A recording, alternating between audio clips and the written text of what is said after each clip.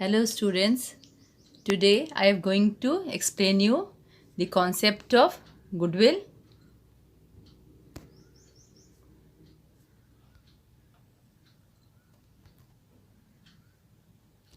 Today I will be explaining you the definition of goodwill, its characteristics and the types of goodwill and just the methods of valuation of goodwill.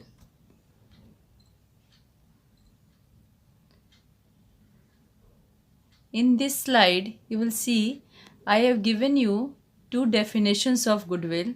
That is, goodwill may be said to be that element arising from the reputation or other advantages possessed by a business which enables it to earn greater profit than the return normally to be expected on the capital represented by not tangible asset employed in the business. And the next one is goodwill is the present value of the anticipated excess earning of the firm. So on the basis of this goodwill, just we can say that what is a goodwill then? Goodwill is just a good name or the reputation which is earned by any firm. If a firm provides good services to the customers, then the customer who feels satisfied will come again and again, and the firm will able to earn more and more profit in the future. So now we can say goodwill is just like a magnet which attracts the customer to a particular business concern, thereby enabling the concern to earn higher profit in the comparison to the normal profit earned by the business. So goodwill is an intangible asset which we cannot see, which we cannot feel, but it can be realized on the basis of profit earning capacity of the business concern. If a businessman is able to sell more than other businessmen because of his business relations and the fame, then he earns more profit. This ability to earn extra profit is called the goodwill.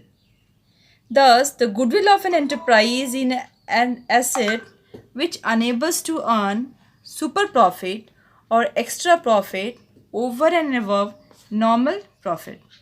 So, in the next slide, I am going to explain you what is the concept of goodwill.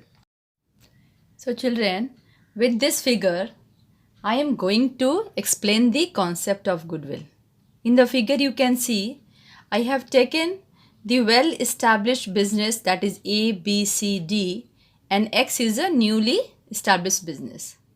In this case, you will see that X is a new established business. It means the people is not much aware about the X. It don't have any loyal customers. It means the people's roaming here and there are the customers, like running customers.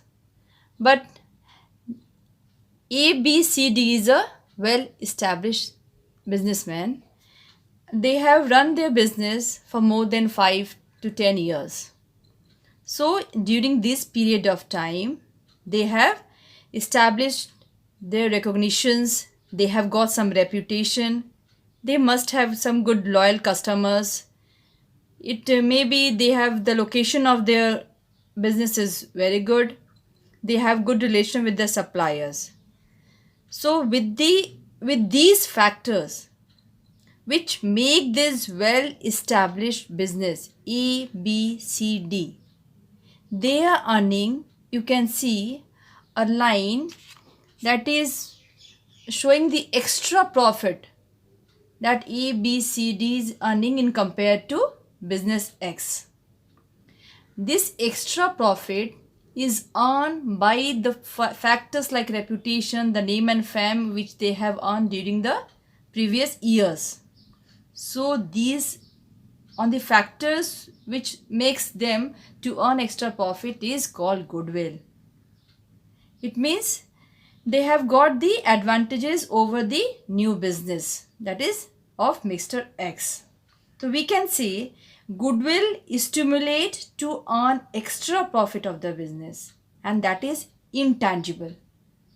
So in this case, you can see I have tried, in the figure I have tried to show you, there is little bit of extra benefit or extra profit earned by D in comparison to C, then B, and the maximum profit is earned by Mr. X, and this extra profit is called in the goodwill is super profit. So I hope you have understood the concept of goodwill.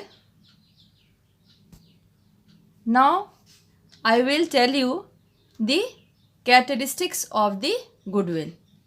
The goodwill is an intangible assets. Goodwill will increase the earning capacity of the business. Value of goodwill may fluctuate widely. A certain price.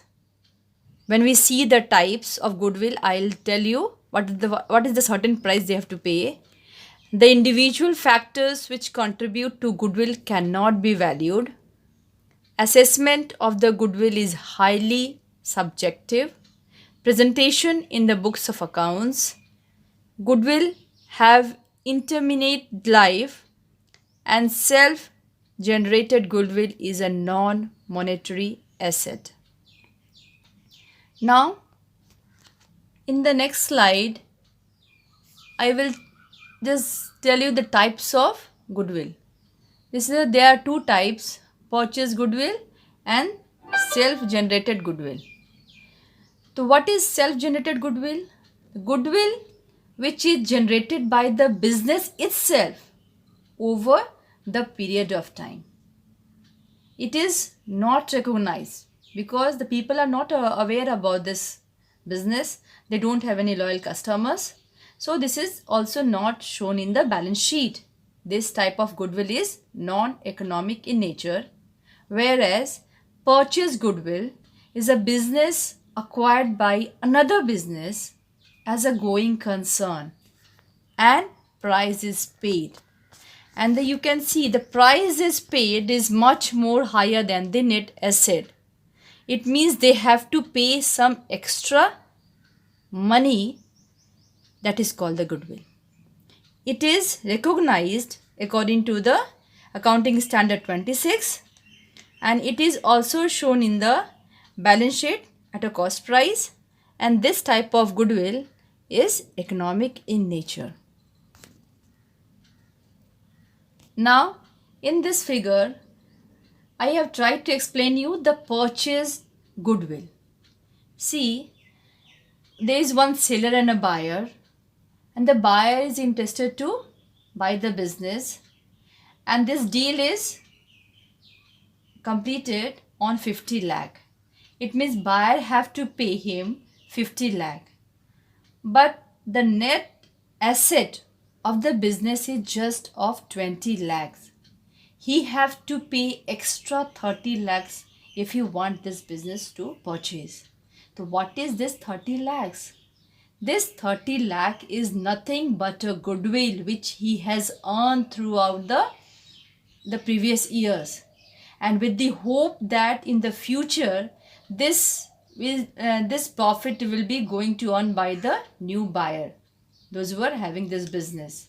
So it will be compensated with this. So in that case, that's why it is charged all total of 50 lakhs. The buyer have to pay 50 lakhs. So it's clear, means 20 lakh is just his asset and 30 lakhs he is just paying for the goodwill which he has earned from the previous year.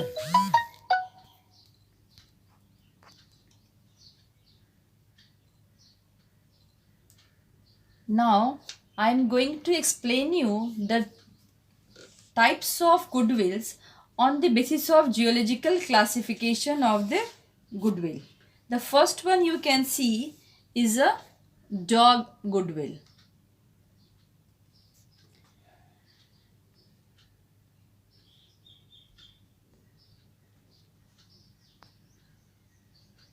Dogs, as you all know, are very attached to their masters. They are very faithful animal and it follows its master. Similarly, the customer will go to the old proprietor where he goes. Such customers lead to personal goodwill, which is not transferable. Hence, the value of the goodwill of such type of business will not be very high. The second one is cat goodwill. We all know that cats are deeply attached to the house rather than to the master. Cat does not leave the house, even if the masters leave the house.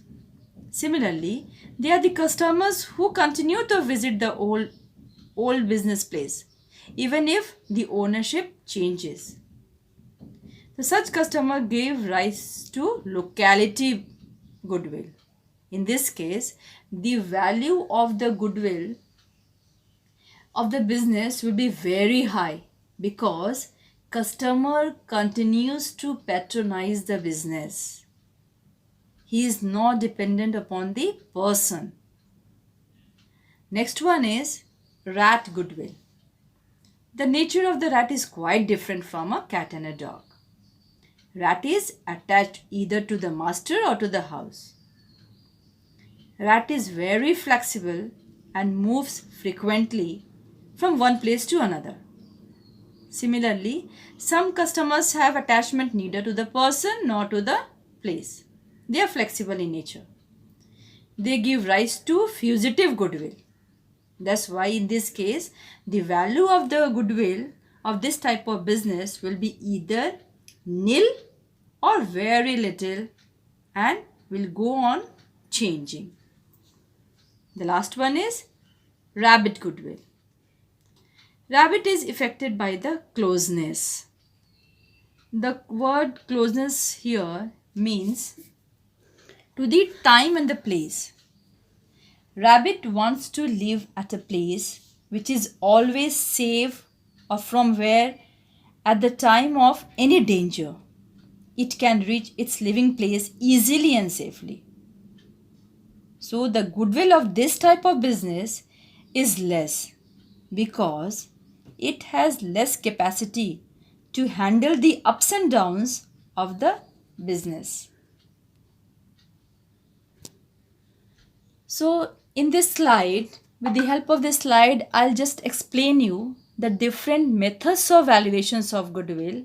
You can see there are two types of main method, that is average profit method, and second one is super profit method. Average profit method further divided into simple average profit method and the weighted average profit method. And the next one, the super profit method, is further divided into super profit method, capitalization of profit method, and annuity method. You have to study these all methods when we are going to do the sums. Just in this slide, I explained you the different methods.